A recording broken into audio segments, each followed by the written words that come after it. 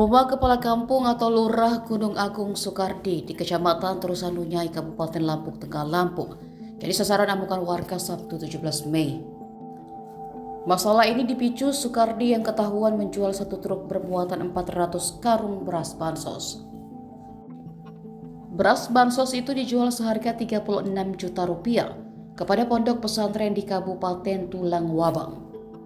Seorang saksi mata bernama Deki menjelaskan kronologi beras 4 ton itu dijual Soekardi.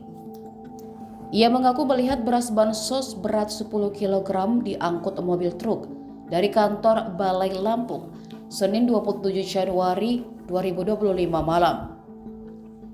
Deki lalu mengikuti tujuan truk tersebut. Rupanya beras itu dijual. Dari pengakuan pihak pembeli kepada Deki, beras itu dibeli dari Kepala Kampung seharga Rp90.000 per kemasan. Dari persoalan itu merembes ke kasus perkelahian berujung pembunuhan. Kapolres Lampung Tengah AKBP Alisa Hendra mengatakan, pembakaran rumah oleh massa merupakan buntut duel maut yang terjadi di Pasar Bandar Agung antara kerabat Kepala Kampung Agus dan warga bernama Surya. Keduanya sempat cekcok mulut masalah beras bansos yang berujung penikaman oleh Agus kepada Surya.